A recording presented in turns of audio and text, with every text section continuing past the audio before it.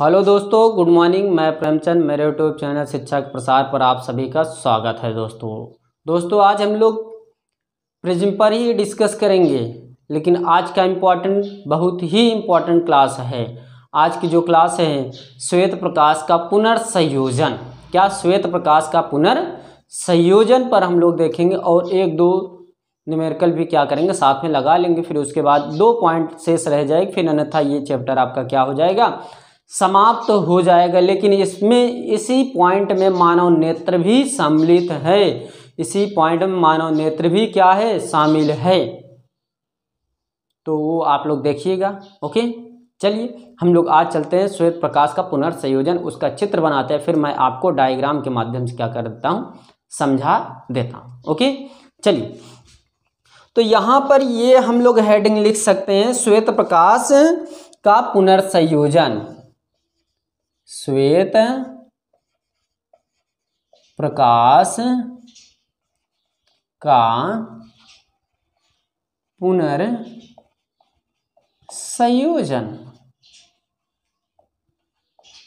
Important है दोस्तों, लेकिन मैं इसको ऐसा बताऊंगा, शायद मेरे ख्याल से आप जीवन भर नहीं इसको भूल पाएंगे। बहुत ही अच्छी तरीके इसको मैं बताऊंगा। इसका एक छोटा सा फिगर है, ड्रा कर लेते हैं हम लोग।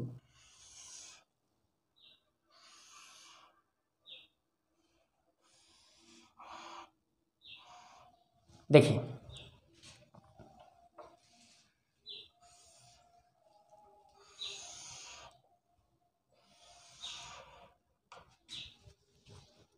ये पॉइंट सब मैं अपने माध्यम से ही बनाया हूँ, कहीं से भी कोई मटेरियल मैं नहीं लिया हूँ।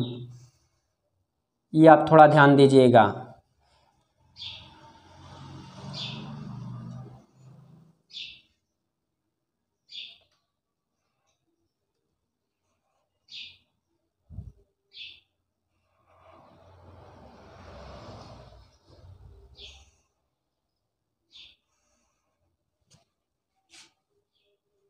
ये टॉर्च है, क्या टॉर्च,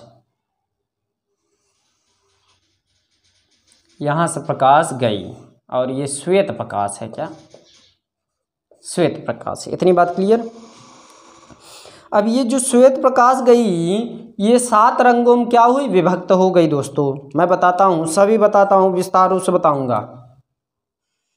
1 2 3 4 5 6 7।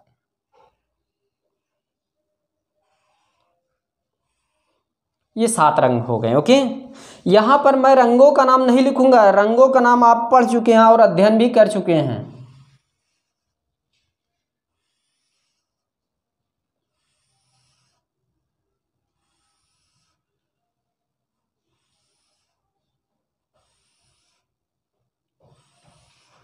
ये देखिए, अब ये पुनर्संयोजन होगा, यानी कि एक बिंदु पर क्या होगा, मिलेगा, और ये नीचे भी आ सकता है और ऊपर भी जा सकता है। तो इसको मैं क्या कर देता हूँ, ऊपर की ओर ही क्या कर देता हूँ, बना दिया।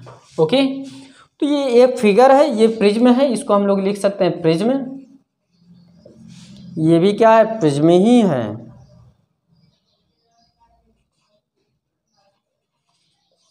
ओके, और ये श्वेत प्रकाश है,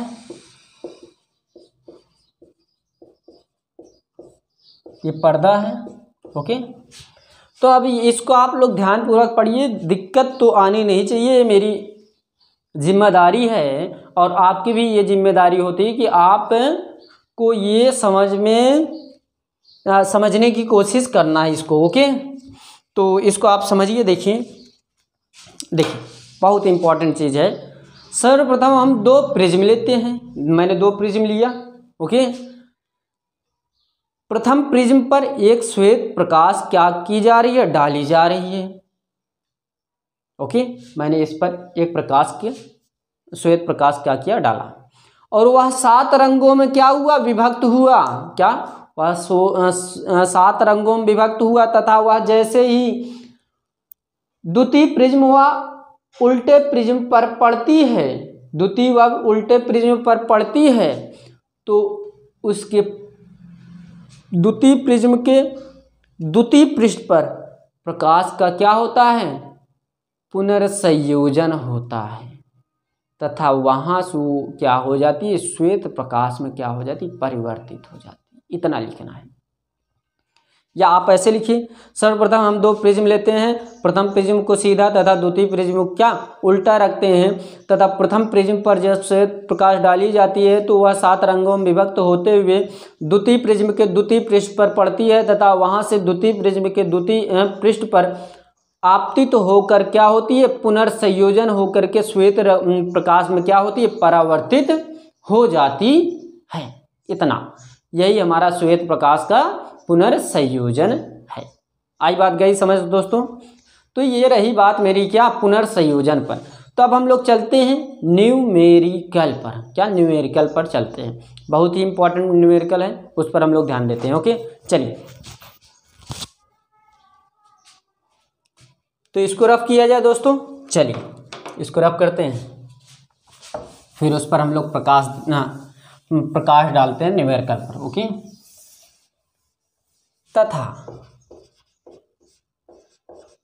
अल्पतम विचलन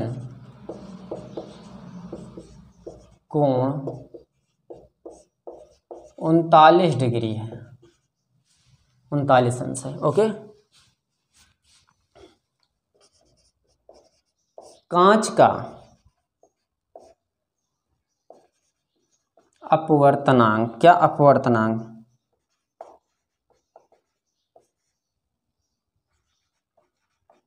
क्या होगा जबकि साइन 49.5 बराबर 0.75 है। ये मान दिया 49.5 डिग्री है। ओके, ये डिग्री का मान दिया है। वैसे तो 49 है, साइन 49 का मान 0.75 ही होता है, लेकिन यहाँ पर पॉइंट वाइज दिया है। क्या पॉइंट वाइज दिया है, इसको ध्यान दीजिएगा। ओके, तो इसको हम लोग करते हैं। चलिए, तो यहाँ पर आपको सर्वप्रथम ये याद होना चाहिए कि अपवर्तनांक का फार्मूला क्या होता है, उस पर हम लोग क्या करते हैं, फोकस करते हैं। लेकिन पिछली क्लासों में हम लोगों ने देखा क्या, अपवर्तन, प्रिज्म द्वारा अपवर्तन का सूत्र, वही मेरा अपवर्तन का सूत्र ही है। यानी कि ये मेरा हो जाएगा n बराबर क्या, n बराबर हो जाएगा sine delta m plus a/2 पूरे का साइन a/2। ये फार्मूला है मेरा। लेकिन यहाँ पर हम लोग देखते हैं प्रिज्म का कोण, मैंने आपको बताया था प्रिज्म का कोण हमेशा ए से प्रदर्शित किया जाता है। ए बराबर कितना दिया है, 60 डिग्री दिया है। ओके, और अल्पतम विचलन कोण अर्थात डेल्टा एम बराबर दिया है दोस्तों 39 डिग्री। क्या, 39 डिग्री।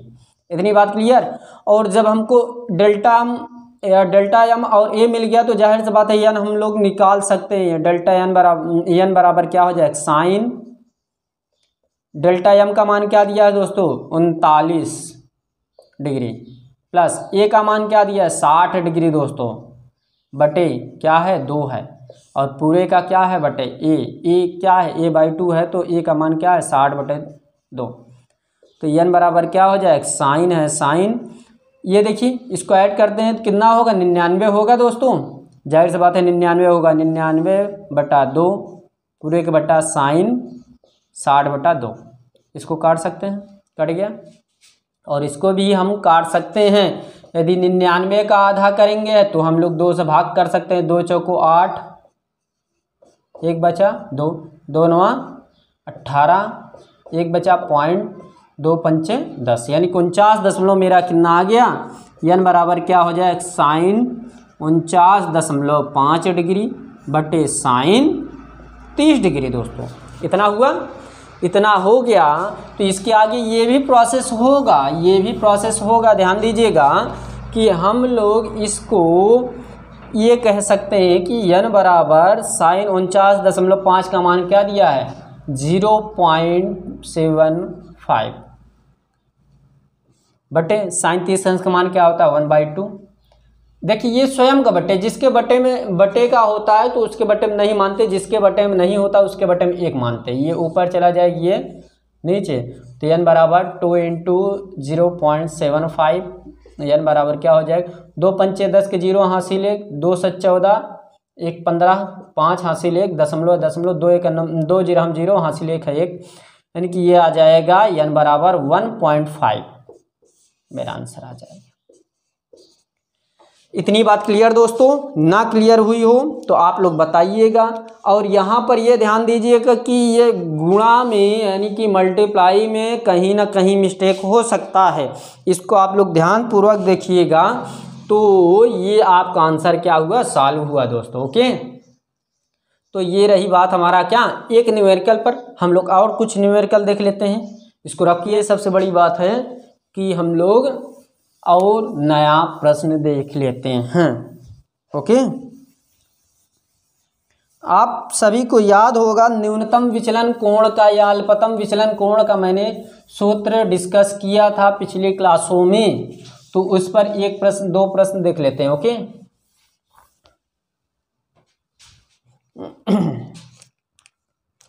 तो यहां पर मान लीजिए कि हम लोग एक नॉर्मल सा प्रश्न देख लेते हैं। किस पर, देखिए,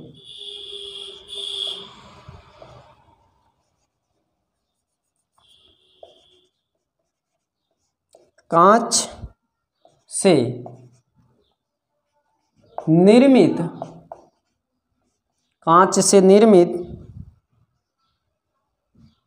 पतले, कांच से निर्मित पतले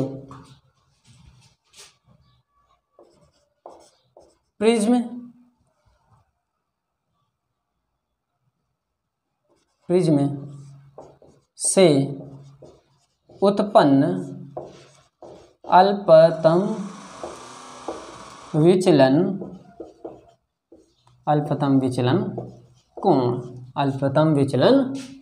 कोण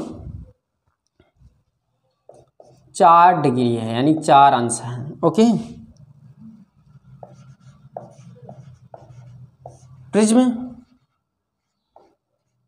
कोण ज्ञात कीजिए। क्या, प्रिज्म कोण ज्ञात कीजिए, जबकि अपवर्तनांक n बराबर 1.5 है। अपवर्तनांक हमेशा यही रहेगा, अपवर्तनांक हमेशा कांच का यही रहेगा, ये ध्यान दीजिएगा। ओके, एक प्रश्न और लिख लेते हैं जिससे कि उसको भी साथ कर लिया जाए। अब देखिए, ये भी है, किसी पतले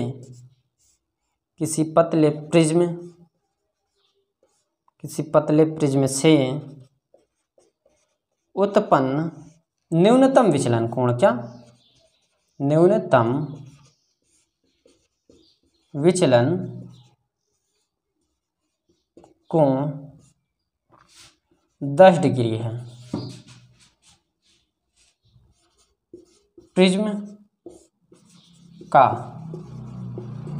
कोण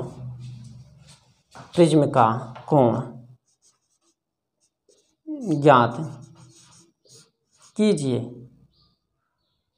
जबकि पदार्थ का अपवर्तनांक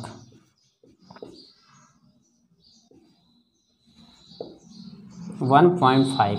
ओके, ये 2 प्रश्न हैं, दोनों प्रश्न लगा लीजिए। फिर उसके आगे हम लोग आने वाले क्लास में क्या करेंगे, तारे क्यों टिमटिमाते हैं, आकाश क्यों नीला दिखाई देता है, ये कुछ तथ्य देख लेते हैं। फिर उसके बाद न्यूमेरिकल ही लगाना है हमें, क्या, न्यूमेरिकल ही लगाना है। तो चलिए आगे देखते हैं।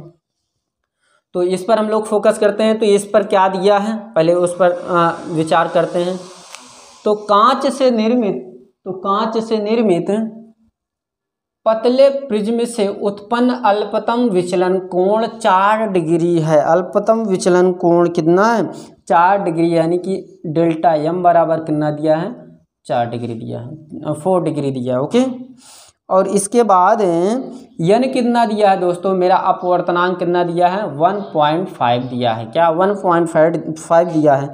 तो आपको याद होना चाहिए कि अल्पतम विचलन कोण या न्यूनतम विचलन कोण का फार्मूला मैंने लिखवाया था, डेल्टा m बराबर a ब्रैकेट में n - 1, यही था। तो यहाँ पर हम लोग रख सकते हैं डेल्टा m का मान क्या है, 4 डिग्री यानी 4 अंश दिया है। ए का मान क्या दिया है, ए का मान अर्थात प्रिज्म का कोण ही मुझे ज्ञात करना था और करना भी है। तो एन का मान क्या दिया 1.5 माइनस 1, तो 4 डिग्री 4 डिग्री। ए इसको घटाएंगे तो इसको इस प्रकार 1.5 है, इसको 1 को घटाना है तो 1.0 कर सकते हैं, माइनस कर दीजिए। 5 में 0 गए 5, दशमलव 1 में से 1 गए 0, तो ये आएगा 0.5। ये गुणे में आएगा, ये गुणे में इस तरफ आएगा, क्या हो जाएगा बटे में हो जाएगा। ए बराबर क्या हो जाएगा 4/0.5, ये दशमलव कटा 0, 5 40 डिग्री। इतनी बात क्लियर। ये मेरा 8 डिग्री आ गया, किसका मान, ए का मान, यानी कि प्रिज्म का कोण। सेम प्रोसेस यही नीचे वाला और आप कर दें दोस्तों।